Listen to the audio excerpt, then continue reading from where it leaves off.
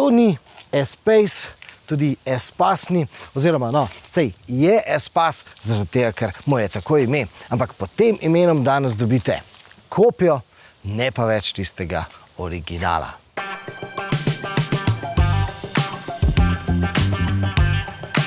Kaj mislim s tem, da to ni več original? Je seveda to, da ta avtomobil, ta S-Pass, ni več enoprostorec. Ni več enoprostorsko večnamenski, se pravi, nima več ločenih sedežev tukaj v kabini, ki bi jih lahko poljubno prerazporejali po tej kabini, pa tudi ne moramo jih več vzeti ven in pa pospraviti v garažo. Kar smo z S-Passom dobili leta 1984, tega danes ni več.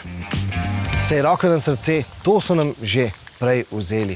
Ampak tudi prejšnji S-Pass je bil večji, prostornejši, pa tudi nekoliko bolj prestižen. Ta avtomobil je v bistvu bolj podoben Grand Scenicu, oziroma, kaj ko bi mu rekli, kar Grand Austral. Torej, novi S-Pass je pravzaprav podaljšani 7-sedežni Austral. In kje se najbolj čuti, da je novi S-Pass bolj Grand Scenic kot pa S-Pass? No, seveda, v tem, da ima zadaj na drugi klopi zelo, zelo veliko udobja, tudi s tistimi blazincami na vzglavnikih, ampak predvsem se pozna, da je avtomobil, da ponuja relativno malo prostora za te potnike na teh zadnjih dodatnih sedežih, ki so pospravljeni tukaj v zadku. Lahko povem, da v naši družini redno uporabljamo takšne sedeže, redno povabimo še kakšne prijatelje na naše družinske sobotne izlete in ponovadi se za te sedeže naši otroci grebejo. No, tukaj pa smo prvič morali določati, kdo bo tukaj zadaj sedel glede na telesne mere. Pa ni bil razlog, da so naši otroci zrasli.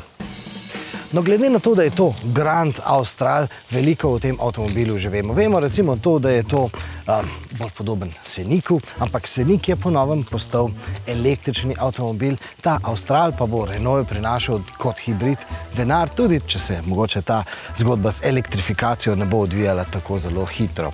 In naj spomnim, da smo tudi poročali, da so Australa zasnovali, da bo zelo dobro ohranjal svojo vrednost.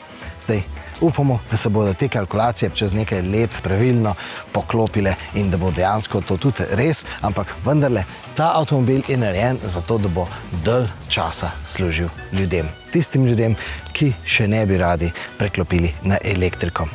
In kot hibrid je ta avtomobil bistveno boljši, kot je bil tisti Austral, ki sem ga prvič preizkusil na prvi vožnji, to je bilo v hribih nad Madridom. No in takrat na tisti vožnji je ta iz vsakega ovinka potreboval zelo, zelo dolgo časa, da je nekako potegnil, zelo je zamujal. No in v tej moji izkušnji sem zvečer takrat klepetal z glavnim Renaultovim inženirjem za te pogonske sklope in rekel mi je, vzeto na znanje, niste edini, se že ukvarjamo s tem, da bomo to popravili s programsko opremo. No in zdaj, po tem testu lahko rečem, da dejansko so popravili S-Pass, oziroma verjetno tudi Austral je zdaj bistveno bolj dinamične plati. Seveda, to še vedno ostaja hibrid, ki naj bi zagotavljal nizko porabo in pri tem avtomobilu lahko poročamo, da se lahko vozite tudi samo porabo 6 litri na 100 km bencina. Ampak ko gre za vozne lastnosti, je še vedno tista glavna izvrstna prednost to, da obrača vsa 4 kolesa in to seveda res poskrbi za boljšo stabilnost pri visokih hitrostih, pa za okretnost pri nizkih hitrostih. In štirikolesno krmiljenje, ki mu pri Renaultu pravijo 4Control, je tudi razlog, da danes te besede govorim tukaj pred Turjaškim gradom.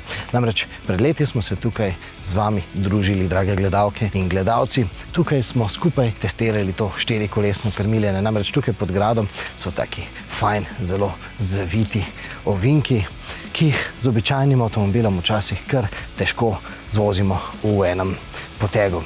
No, s tem avtomobilom pa je ovinkarjenje po teh ovinkih zares izvrstno in uživaško.